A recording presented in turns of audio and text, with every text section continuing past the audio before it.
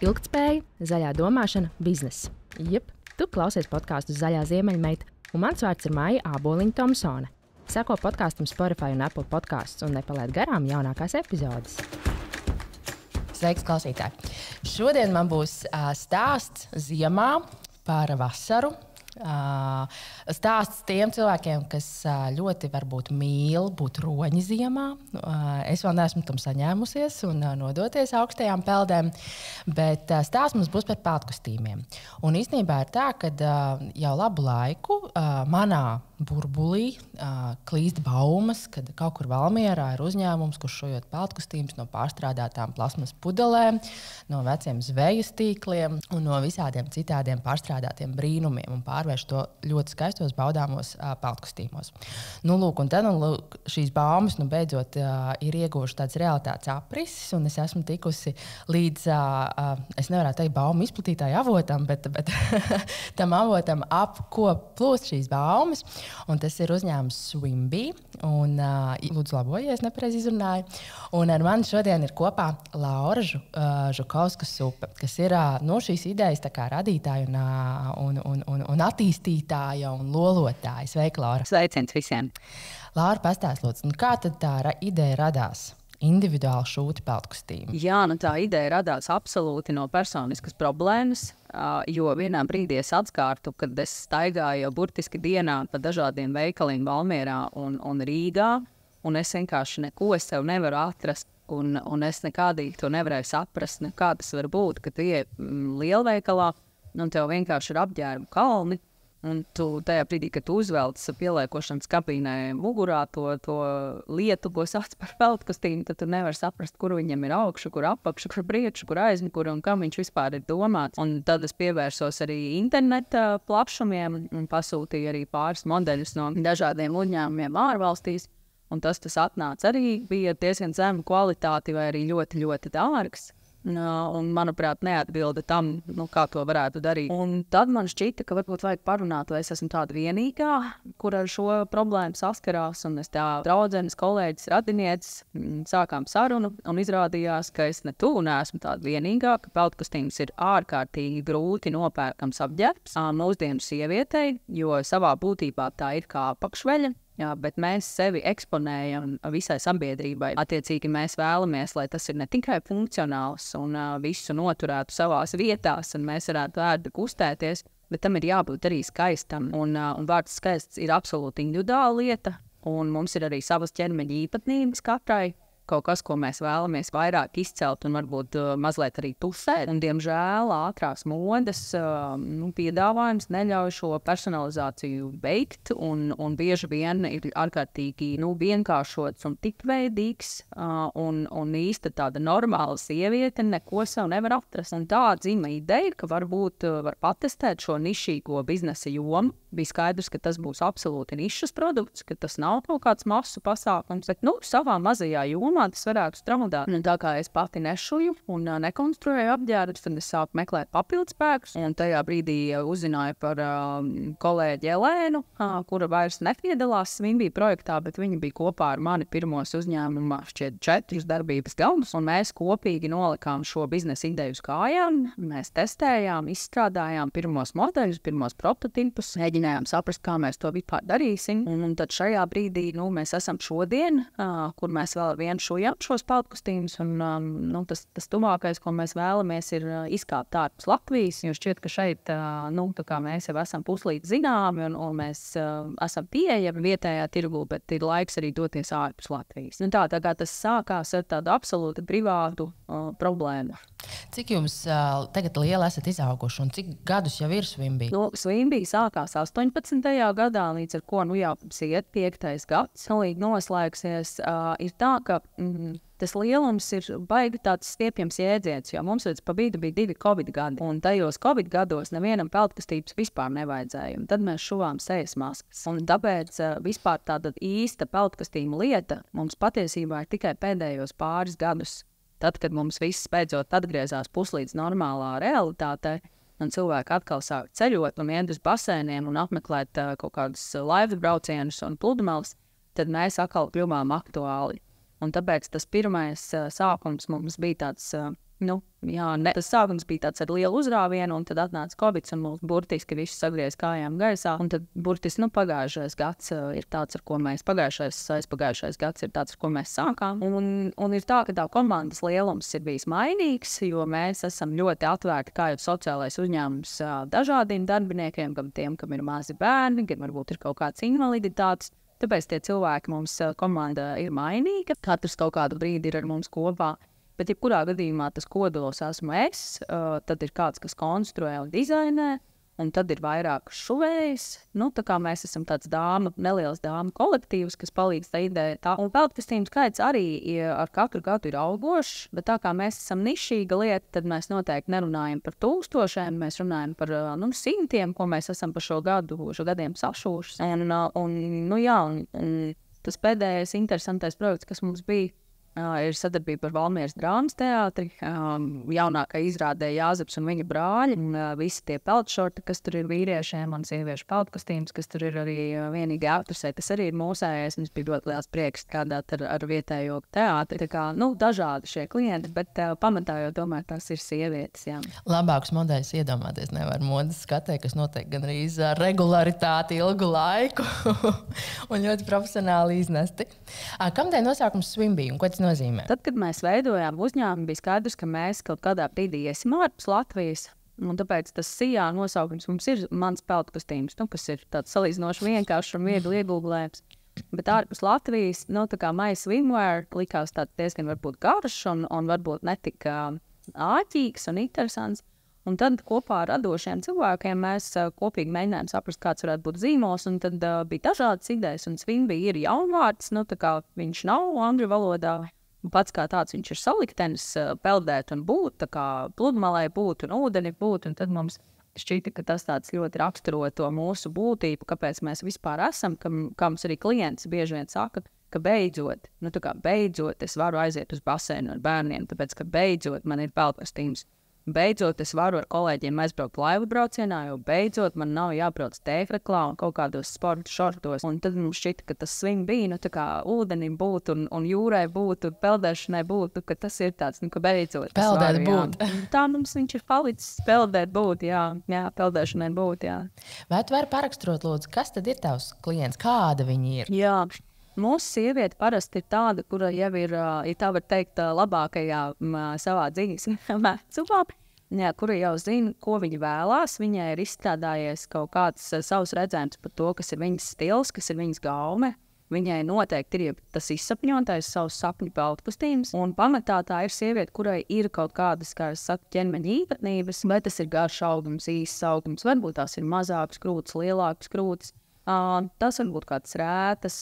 Mums ir bijuši arī klienti, mēs ļoti labprāt strādājam ar pavisam, kas saka, cilvēkiem, ko ātrā mode neatpazīst. Piemēram, sievietes pēc mastektomijas, kur ir noņemta viena vai varbūt abas krūtis. Mēs palīdzam izveidot tādu peldkastījumu, kā viņi vēlās, lai varētu brīvi justies un patīkami pludmalē. Tāpat mēs aicinām arī stomas maisiņu nēsātājus un var sakot dažādas grupas ar cilvēkiem, kam ir objektīvi, te ir nereāli vai tiešām pilnīgi neiespējami kaut ko atrast parastā veikalā. Un tad mēs sēžamies kopīgi, sieviete mums izstāsta to savu stāstu, ko viņa vēlās, kāds ir viņas redzējums, un mēs skatāmies, kāds ir no tā tehniskās iespējas, kas ir tiešām realizējams, un gatavojam dizaina skices, saskaņojam modeli, un kā tas varētu izskatīties, jo mums ir tā priekšrocība, ka mēs paši apdrukājam audus. Mums ir tikai balts krāsas audums, un tas nozīmē, ka mēs varam jebkādu dizainu tiešām radīt sievietē pilnīgi jebko.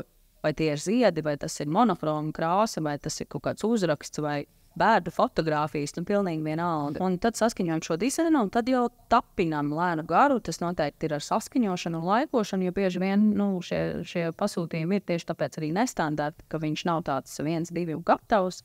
Tas prasa zināmu laiku un profesionalitāti no komandas, un mēs tiešām cenšamies slīpēt līdz tam, kamēr klients ir tiešām pilnīgi maksimāli apmierināts ar visu. Darām visu, cik vien ir tehniski tas ir mūsu spēkās, lai sieviete saņemtu to, ko viņa ir izsapņojusi.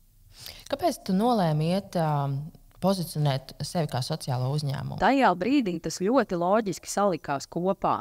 Jo 18. gada beigās, kad mums bija skaidrs, ka mēs mēģināsim šo uzņēmumu ar Elēnu kopā veidot, tieši bija pieņemts sociālās uzņēmējdarbības likums. Un tā kā mūsu tā filozofija jau no sākta gala bija tāda, ka vai nu mēs radām jēdzīgu produktu, vai nu mēs neradam neko, un ka mēs darīsim labāko iespējamo, kas apģērbu ražošanas nozarē vispār ir pieejams, tad mums nebija, kā saka, nekas speciāli jāatdzīvo. Mēs absolūti saskanējām ar sociālā uzņēmuma likumu garu, un tajā brīdī arī, protams, bija pieņemts Altumgrants, kas mums kā divām jaunām meitenēm no Valmieras bija milzīgs atspaids, un mums šķita, kad ir jāmēģina, un tā mēs arī pieteicāmies un saņēmām šo statusu, un šodien es uz to skatos kā uz tādu kvalitātes zīmi, jo sociālā uzņēmuma status ir jāatjauno katru gadu. Mēs katru gadu sniedzam Labklājības ministrijā atskaitu, kā mums iet, un vai mēs izpildām savus mērķus.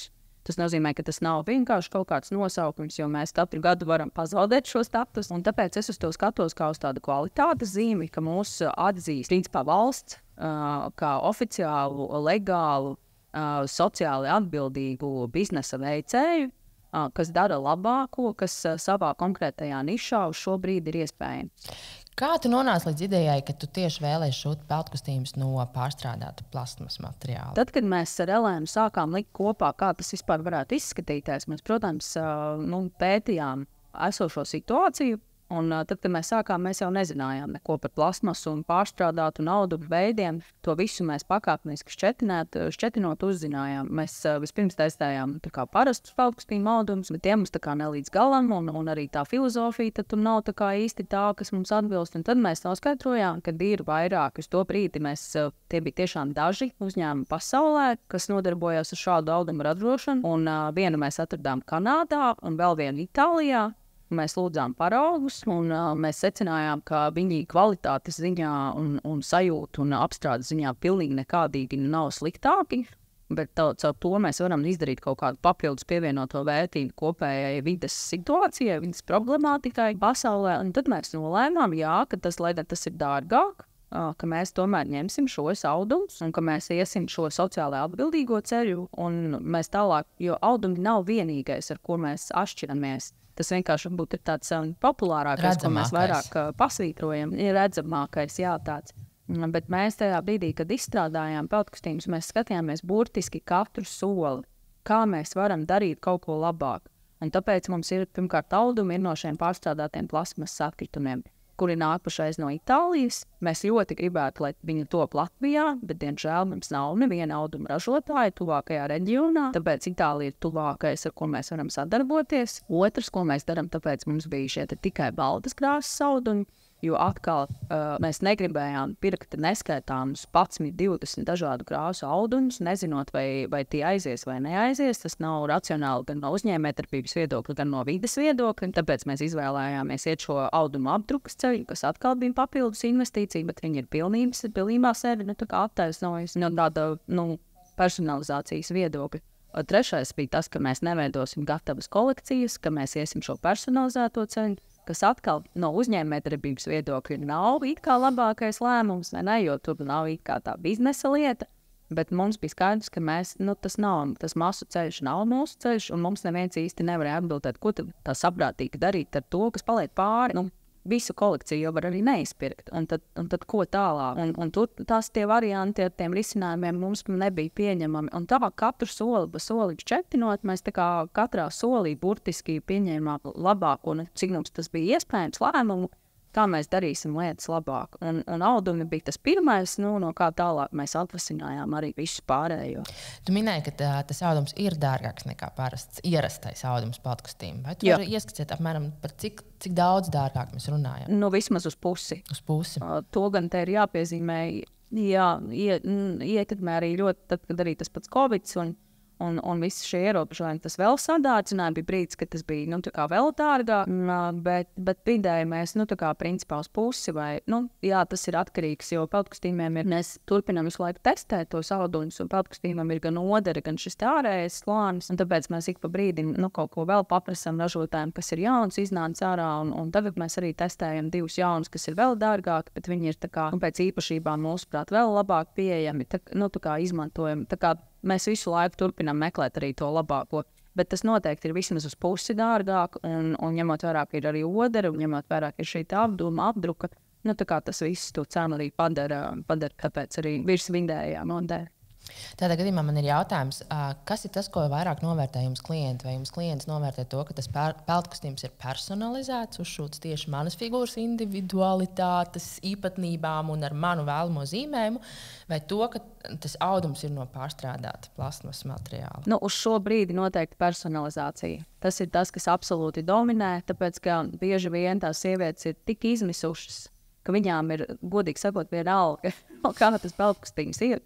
Galvenais, ka viņš vispār ir, un viņu var uzvilkt, un viņš ir normāls, un ar viņu var kustēties un peldēt, un spēlēt bumbu ar bērniem, un tā tālāk. Tas, ka mēs darām vēl kaut ko vairāk, tā ir brīnišķīga pievienotā vērtība, bet dienas beigās tā personalizācija ir tas pašreiz atslēgas jautājums, ko primāri sievietes meklē, un tad, ja tas vēl ir ar kaut kādu papildus to jēgu, tas ir brīnišķīgi.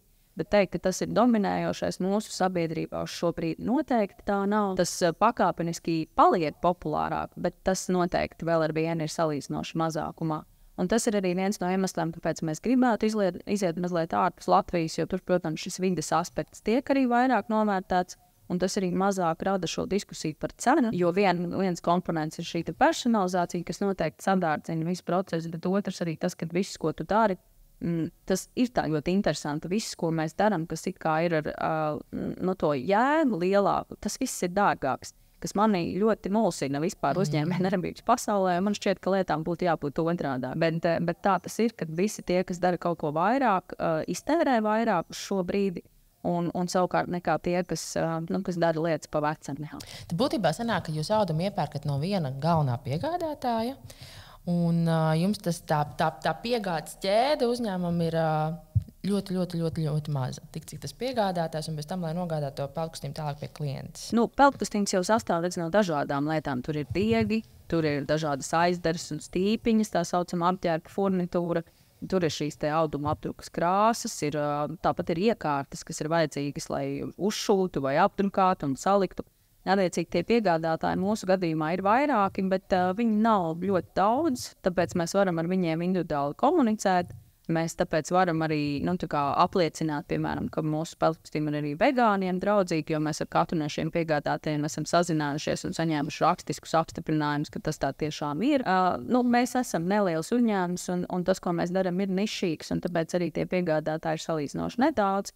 Bet viņi ir vairāki, nav tikai audums, tur ir vairākas tās komponentes.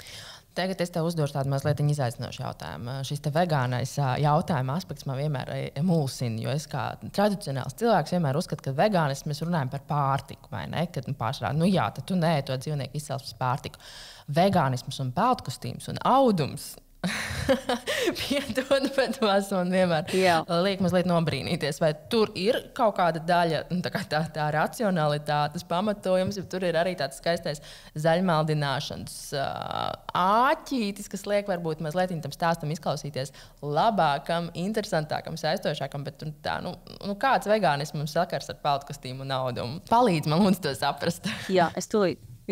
Jā, tūlīt izskaidrošu. Protams, ar pašu audumu kā tādu iespējams tiešā veidā tam nav, bet tas, kas mums ir jāatcerās, ka katra lieta, kas mums ir apkārt, viņa ir kaut kādā veidā ražota. Un šajā ražošanas procesā tiek izmantotas dažādas ķīmiskas vielas, kuras tā skaitā sintizē, jeb rada arī no dzīvnieku valsts produktiem. Jā, piemēram, mēs želatīnu kādreiz radījām no dzīvnieku kauliem. Mums ir dažādas aromātu vielas, kuras pievieno dažādām lietām, tā skaitā, piemēram, aromātiskajām svecēm vai kosmētikas līdzekļiem, kas ir no dzīvnieku izceltnes.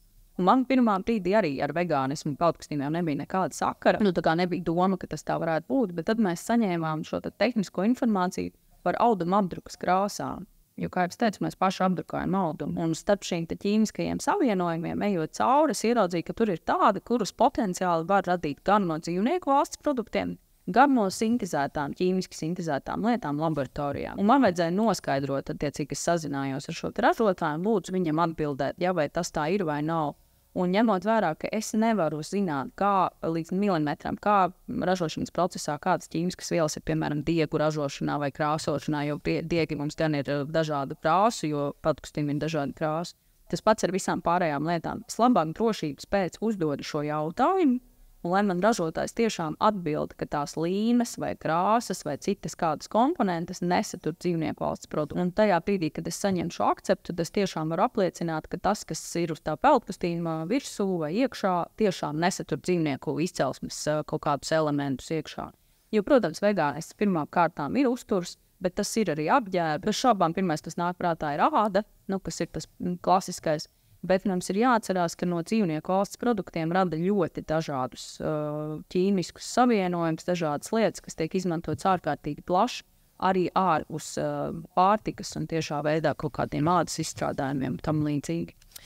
Klausoties tevi un tavās zināšanās un iedziļināšanās detaļās pakāpē, man ir tāds jautājums, vai pirms tu sāki biznesu, tu arī biji tik ļoti vidēji tāda apzinīga un draudzīga savā dzīves stilā, un tev interesē šis vidas aspekts? Es noteikti biju virs tāda cilvēka parastā, jo atkrituma šķirošana mājās un tradicionāli audumu maisiņi, un tur vegānās pirmdienas, piemēram, tā bija tāda mana ikdiena. Un tāpēc arī taisot savu uzņēmumu un zinot, ka būs jāražo kaut kāds fizisks prece, jāražo fizisks prece, es to noteikti darīšu pēc iespējas jēgpilni. Kā man tas ceļš tālāk aizvedīs, to es, protams, tajā brīdī nezināju. Bet bija skaidrs, ka mēs noteikti meklēsim un vismaz mēģināsim, cik tas ir mūsu spēkos, izmantot labāk kaut kas tur ir un nedarīt lietas vienkārši tā, kā parasti tas tiek darīt. Un tad jau tu pēc tam atduries pret to reālo finansiālo iespēju, tehnisko iespēju, un paņem to labāko, ko tu vari. Cik daudz laika tev paņem kārtīgi iedziļināties visos plusos, mīnusos, pārbaudīt informācijas uzticamību? Sākums jau bija ļoti intensīvs. Tagad jau ņemot vērā, ka mums ir diezgan stabils tas produkts un stabils tas piegādātāju tīkls, un mēs tiešām zinām tās lietas, tad tas nav vairs tā, ka tu katru dienu burtiski sāc ar kaut kādu pārbaužu veikšanu. Bet tajā sākuma posmā, kamēr tu testē audumus, kamēr tu testē diegus, tad tu saproti par to sublimāciju, kas ir vesels šo audumu apdruku pasauli, kas bija ļoti ilgi mums prasīja, kamēr mēs sapratām to savu ceļu, kā to praktiski veikt un tā. Un tas, kas tagad ir vairāk tā ikdienā, ir tieši kā realizēt katru konkrēto pasūtījumu. Tīri no tādas tehniskās, dizainiskās, funkcionālās lietas. Nevairs tik daudz iet tajā, sastāvdaļu līmenī, bet vairāk tieši strādāt ar to konkrēto cilvēku, kas pie mums atnāk ar to konkrēto pasūtījumu, lai cilvēks tiešām ir priecīgs par to rezultātu. Un tas paņem diezgan daudz laika. Vai jūs plānos ir arī likt, tā kā ļoti daudziem šobrīd uzņēmumiem ir aktuāli un modē klimatneitrāls produkts ar samazinātu CO2 pēdu? Mums šis CO2 jautājums ir atkal tāds mazliet nesaprotams līdz galam, jo, lai nonāktu līdz visiem tiem certifikātiem un izvērtējumiem, tas prasa uz šo brīdi ļoti liels finansiāls investīcijas, lai kāds apnāktu un tiešām mērķtiecīgi izmērītu un saprastu, cik tad mēs radam to pēdu. Otra lieta ir tas, ka šī visa pēdas mērīšana ļoti labi der standartizētiem tipveida produktiem, bet mūsu gadījumā katra lieta ir pilnīgi individuāla. Mums var būt ļoti maziņš peldkastīmiņš, mums var būt kaut kas ļoti liels, mums var būt apdruka ar vienu krāsu, un mums var būt neskaitāmas krāsas. Un katra šī krāsas ražošana ir ar savu pēdu, katrs šis auduma apjoms ir ar savu krāsu, un mums nav tāda viena tipveida lieta, un tas arī ļoti apgrūtina tiem potenciāliem vērtētājiem, kā tad mums vispār kaut ko novērtēt. Tas arī vienmēr ir radījis man problēmas biznesa plānā, kad mums visādi finansētāji un aizdevēji prasa vidējo pašizmaksu. Mums tas ir nereāli kaut ko tādu pateikt, tāpēc, ka mums katrs pasūtījums ir pilnīgi individuāls, katram ir pilnīgi savādāks tas ceļš. Tāpēc uz šo brīdi mēs šo CO2 jautājumu esam nolikuši mazliet malā, jo man nav līdz galam skaidrs, kā mēs, kā pa ļoti mazīgs uzņēmums, nišīgs, varam to finansiāli vispār realizēt. Un tāpat man arī nav līdz galam skaidrs, kāds tad man no tā būs tas pievienotā vērtība tālāk biznesa ceļā. Jo mēs jau esam investējušies šī sociālā uzņēmuma uzturēšanā, visās šajās personalizācijas procesa nodrošināšanā. Un kur tad tas CO2, kur viņš tagad nāks mums iekšā? Un man šķiet brīžam, ka tas arī ir tāds vilnis, uz ko visi tagad tā kā ļoti, ļoti ir ieceklējušies, bet man šķiet, ka ir arī daudz vēl citu lietu, uz kurām skatīties. Tā ir. Man liekas, ka jūs esat atraduši to pareizo spēku, kad jūs ejat no tās aprits ekonomikas perspektīvas un ka tieši tas audums ir tas otrais pārstrādātais materiāls. Starp citu, man ir arī jautājums, kas notiek ar peldkostīmu, kad man viņš vairāk nedara vai man viņš tomēr nepatīk un viņš ir savu dzīvi nobeidzis. Kur tad es viņu beigās lieku? Un šis gan ir ļoti labs jautājums, un tas attiecās uz mūsu apģērbiem kopumā. Jo, ja mēs pašais paskatīsimies savā skapī, ļoti daudziem apģērbiem ir krāta sintētika. Un mums var šķist, ka mēs nopērkam tīru koku vilnas krekliņu, bet izrādīsies, ka tur ir kaut kāda pārdesmit% poliesters, piemēram, klāt. Un uz šo brīdi, kas man šķiet daudz svarīgāks jautājums par to CO2, piemēram, tevis pieminēto, nav zinātniskas tehnoloģijas, kā mēs varam atkārtoti izmantot šāda veida jauktos audumus. Tajā brīdī, kad mēs saliekam kopā dabisko šķiedru ar sintētiku vai vispār sajaucam dažādas sintētikas kopā, uz šo brīdi tā principā ir gala pietura. Tas, ko mēs darām savā pusē, mēs vienmēr klientiem sakam, pirmkārt, tāpēc, ka mums ir personalizēts produkts, viņš jums kalpos, teju mūžīgi, ja vien jūs nemainīsiet kaut ko ļoti būtisku savā ārējā izskatā. Ja citiem mainās, citiem nemainās.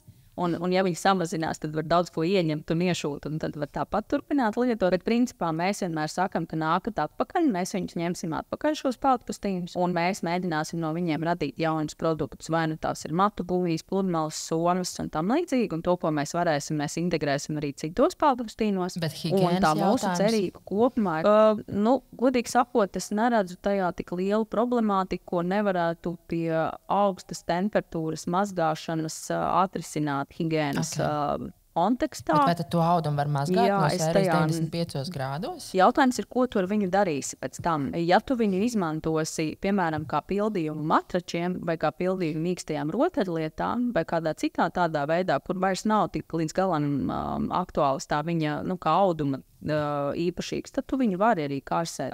Citās lietās, ja, piemēram, tu gribi izmantot kaut kādu muguras fragmentu no ārējās daļas, pludmales somai, visdrīzāk, ka tur šis higienas jautājums, tāds, kā tur varētu iedomāties, man šķiet, ka tas ir, ka tas nebūtu tik izšķirošs tāds, bet, iespējams, ka tur vēl vajag iedziļināties tajā vairāk, jo man līdz šim nav bijis tāda gadījuma, ka sieviete nestu atpakaļ arī to mūsu peldkostīmu, parasti viss ir gan priecīgs, un tas, ko mēs darām, arī mēs labojam esošus cilvēkiem peldkostīmus, citu ražotāju. Ja kaut kas ir izdilis, iztrūdis, tad to mēs arī labojam, lai pagarinātu to dzīvības. Bet tā mūsu cerība, un ko mēs, ja man būtu lieki liela līdzekļi, tad es noteikti finansētu kādu programmu Latvijā, kur cilvēki mērķiecīgi zinātnieki meklētu risinājumus, kā šīs dažādās šķiedras atdalīt, lai viņas varētu izmantot no jauna. Un tas ir kaut kas, ko mēs, piemēram, Latvijā noteikti varētu pētīt, jo šis jautājums ir ļoti svarīgs, viņš ir ļoti aktuāls. Jo tas, ka mēs iemetam savu apģērbu, piemēram, sarkanajā konteinerā pie lielveikala, tas pilnīgi nekādā veidā neatrisina šo problēmu. Vienkārši tās drēbes aizceļo, piemēram, uz Āfriku, un tur viņas krājās milzīgās kaudzēs un turpina piesārņot pasauli. Tāpēc mums noteikti ir jāmeklē risinājumi, kā mēs varam izmantot šo sintētisko audumu arī tālāk, ka viņš neapstājās tikai tajā vienā ceļā. Vai tev nākotnes plānos ir mērķis paplašināt produktu loku? Ir gan peldkostīmi, gan, piemēram, jogas apģērbs. Ir tā, ka tas ir tehniski iespējams, un mēs arī tagad tik pa laikam izpildam kādus sporta apģērbu pasūtījumus. Bet tur ir vairāk jautājums šajā tehniskajā nodrošinājumā, jo tam ir nepieciešams mazliet lielākas iekārtas, piemēram, auduma apdrukai, un tas viss prasa papildus investīcijas. Tas, ko mums vēl ļoti bieži jautājam, ko mēs diemžēl pašais nedaram, tā ir apakšveļa, jo tā arī ir bieži vien liela problēma sievietēm, bet tur ir nepieciešams atkal mazliet vairāk ieguldīties. Tur gan ir jāpērk dažādi veidi audumi, tur ir jāveido varbūt plašāks šis piedāvājums, un tas viss prasa kaut kādu investīciju atkal bāzi, ko mēs noteikti varētu kaut kādā brīdī darīt, bet mums vispirms ir jāizveido šis eksports, lai mēs stabilizētu šo naudas plūsmu, jo vasara jau ir kaut kur visu cauri gadu, ne tikai Latvijā, bet mums pašais, tā kā mēs esam primāri vietējā tirgū, tad šis brīdis mums ir objektīvi tāds klusāks, un tad no kaut kāda aprīļa līdz augustam, tad mēs tā kā dragājam, un mēs atkal tā kā mums ir mieriņš, mums vajadzētu līdzsvarot šo lietu, un tad mēs varam sākt domāt par papildus produktu izstrādi.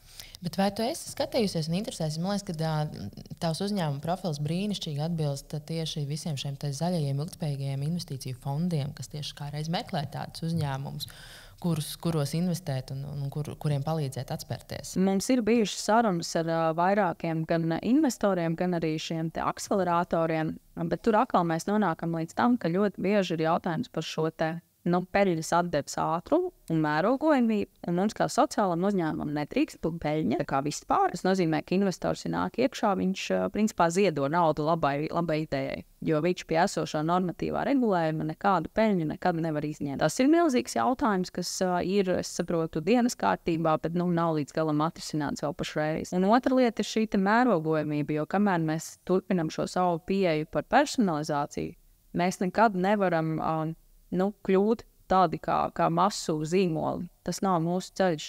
Un investoram tas arī nevienmēr līdz galam patīk, jo, protams, arī apģērba kontekstā mūsu cena, lai arī viņi ir virs vidējās, viņi tomēr ir zināmā robežā. Un te varbūt ienāk tā vēl viena ideja, kas mums ir gudrais peltkostīms, ko mēs gan auklējam jau arī kopš pirmās dienas, jo man ir arī atkal no personīgās pieredzes uzreiz apdega saulē, es nevaru tā lāga nosauļoties. Un es nekad neesmu sapratusi, kāpēc man nevar būt kaut kāds veids, kā man tiek paziņots, kurā brīdī man ir jāiet ēnā. Un tad mēs gribētu šādu peltkostīmu radīt, kam ir vai nu sensori vai kāda cita tehnoloģija, kas man vai nu sāk vibrēt, vai man atnāk paziņojums uz telefonu, ka man ir jāiet saulē.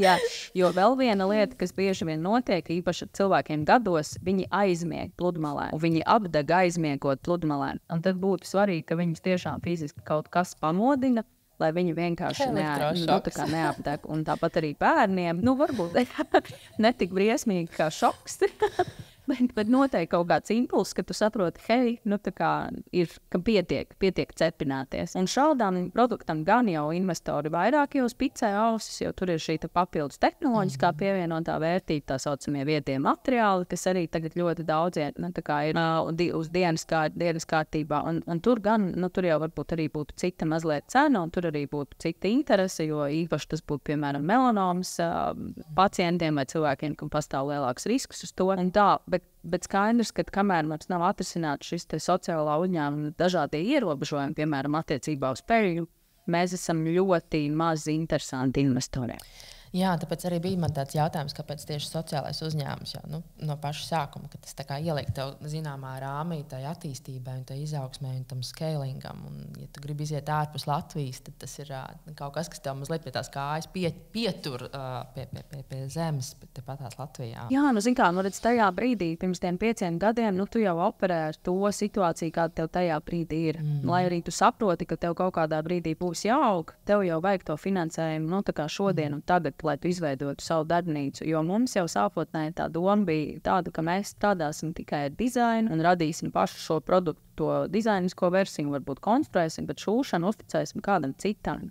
Un tas mums padarītu daudz brīvāku šo biznesa plānu veidošanu, bet pilnīgi visi atteica sadarbību. Mēs apzvanījām, 30, 40 šūšanas uzņēmumus gan Latvijā, gan arī beigās sākām zvanīties ārpus Latvijas.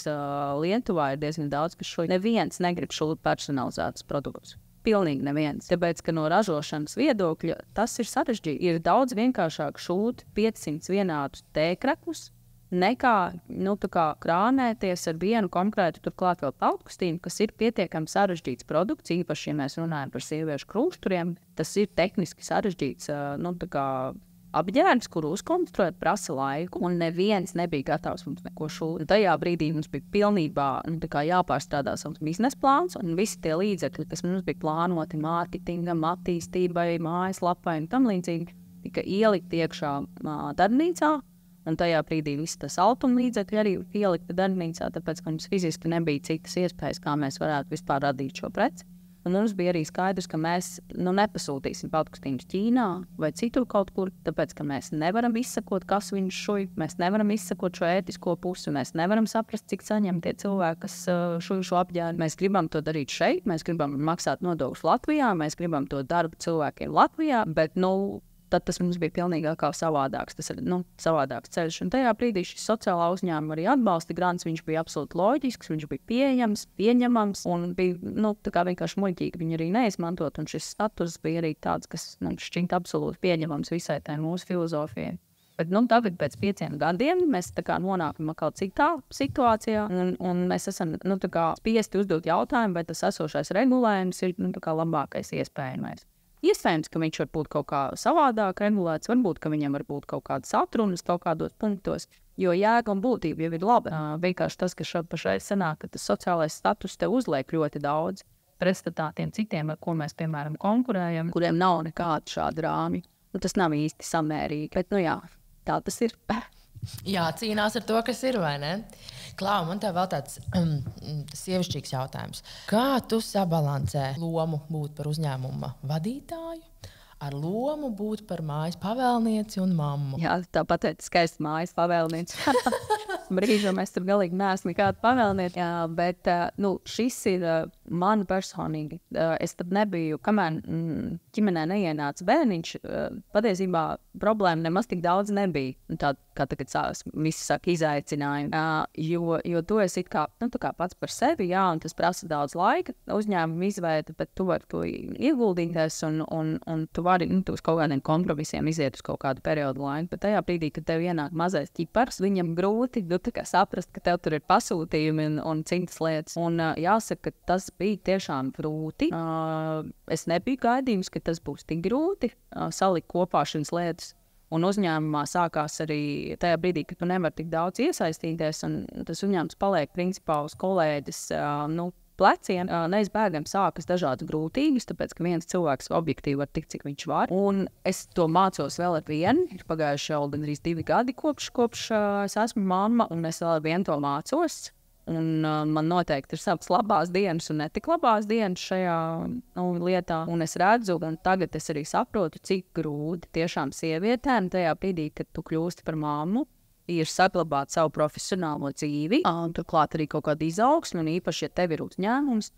Un jo īpaši es ar zināmām bažām skatos uz visām sievietēm, kas ir tikai un vienīgi pašnodarbinātās, kas ir ļoti tipiski arī šūšanas nozarē, ļoti daudz šuj kaut ko mājās, kā pašnodarbinātās personas. Un tajā brīdī, kad tu izkrīti, vai tev apstājās objektīvi tava darbība, tad tev beidzās arī visas tavi nodokļi, tev beidzās visas tavas garantijas, tavi ieņēmumi. Un es ar lielām bažām skatos uz to, kas sagaida šīs sievietes pēc 20, 30, 40 gadiem, kad būs jāiet pensijā, jo es neesmu droša, ka tas, kas būs uzkrāts, būs pietiekams cilvēku cienīgai dzīvei, un es kopumā redzu šeit virkni riskus, tā skaitā ar dažādiem slimības gadījumiem, jo šīs sievietes parasti neiet slimības lapās, jo viņas nav vienkārši tādas aizsardzības viņām. Es kopumā redzu šeit milzīgi nesakārtotu jomu, kurai noteikti vajadzētu pievērsties daudz nopietnāk, kas, manuprāt, arī daudz vairāk atbalstītu bērnu dzimšanu un vispār ģimeni veidošanos, jo, ja es kā sieviete nejūtos droši par savu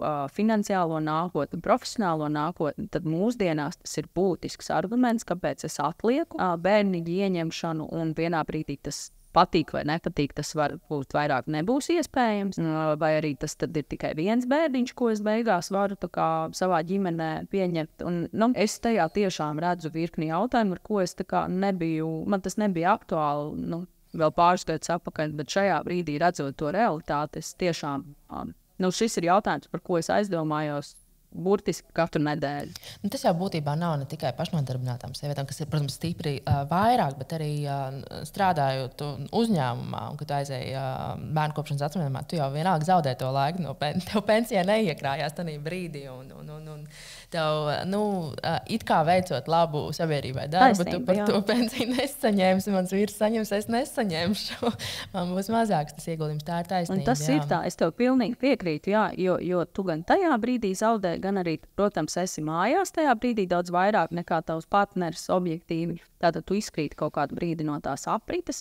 Tas vienīgais, ka, ja tu esi darba ņēmējs, tev, protams, darba likums pasargā, un tad, kad tu nāc atpakaļ no bērnu kopšanas atvaļinājuma, tev ir kur atnākt atpakaļ, bet tad ir jautājums par bērnu dārza rindām, ar ko arī mēs saskārāmies, kad nav tās vietas. Un nevienmēr, protams, arī, kāds ir darba devējs un kāda ir tā iespēja atgriezties. Un arī, ja tu gribi ātrāk atgriezties, tad tu zaudē milzīgu daļu no savu bērnkopšanas pabalstu. Tas viss kopumā man šķiet nav īsti pareizi. Un es domāju, ka šis būs jautājums, kas būs tuvāko gadu laikā dienas kārtībā, jo mēs šajā valstī esam tik, cik mēs esam.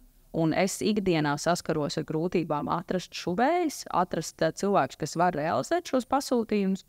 Un tas ir svarīgi, ja es kaut kādā brīdī eju ārpus Latvijas un es gribu mērogot to, ko es daru, tad man ir vajadzīgi cilvēki, kas var strādāt, bet mēs esam tik, cik mēs esam, un ja mēs vēl mākslīgi turam virkni no mūsu iedzīvotājiem sievietes tādos apstākļos, ka viņas nevar strādāt, vai viņām ir ļoti grūti strādāt, tas vienkārši mūs bremzē, un tas nav pareizi. Tas būtu jāsakārto, jo ieguvēji mēs dienas beigās būsim visi no tā.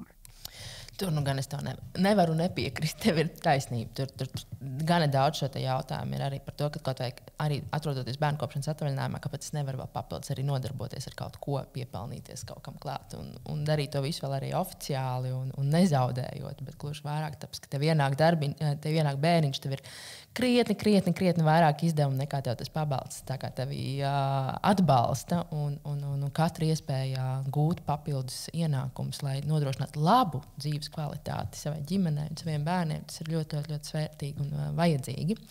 Bet, Klau, tuvojas mūsu sarunas arī tā kā izskaņa. Un pēdējais jautājums, ko es tev vēlējos uzdot, ir, kur mēs varam vēl vairāk par jums uzzināt? Kur mēs varam jūs satikt, kur mēs varam jūs apčamdīt, kur mēs jūs varam pielaikot? Jā, tā priecīgā ziņa ir, ka kopš oktobra beigām mēs esam atvēruši vēstniecību arī Rīgā. Mēs turpinam būt Valmierā, bet, lai mēs būtu pieejamāks mūsu klientiem, mēs esam arī Rīgā.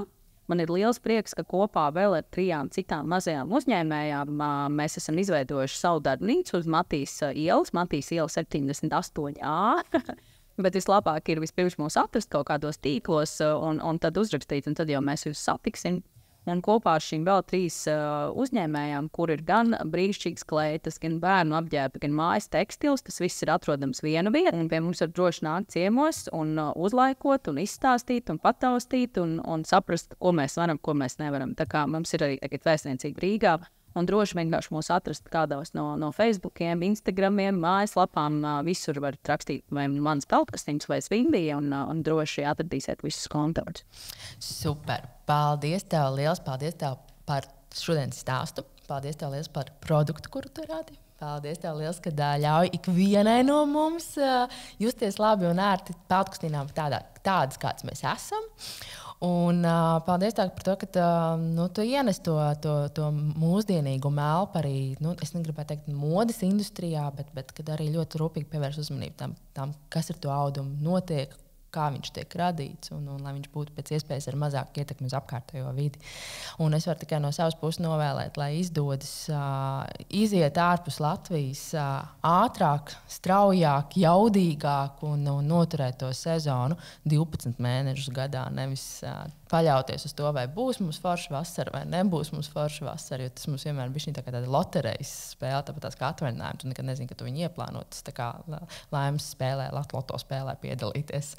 Tā kā paldies tev liels un paldies mums, mīļie klausītāji, ka bijāt kopā ar mums. Un man tikai vēl jāpiebilst, ka podcasts ir tapis sadarbībā ar Latvijas Sociālās uzņēmējdarbības asociāciju projektu Podcasting Based Social Impact Learning Environment ietvaros, ko līdzfinansē Eiropas Savienības Erasmus+ programma. Paldies, un lai izdodas! Paldies, ka biji kopā ar mums! Klausies podkāstu Spotify un Apple podcasts platformās. Savukārt, ja tavam uzņēmumam ir nepieciešams palīdzēt noorientēties ilgtspējas jautājumos un izstrādāt ilgtspējas stratēģiju, sazināmies www.ziemeļmeita.com.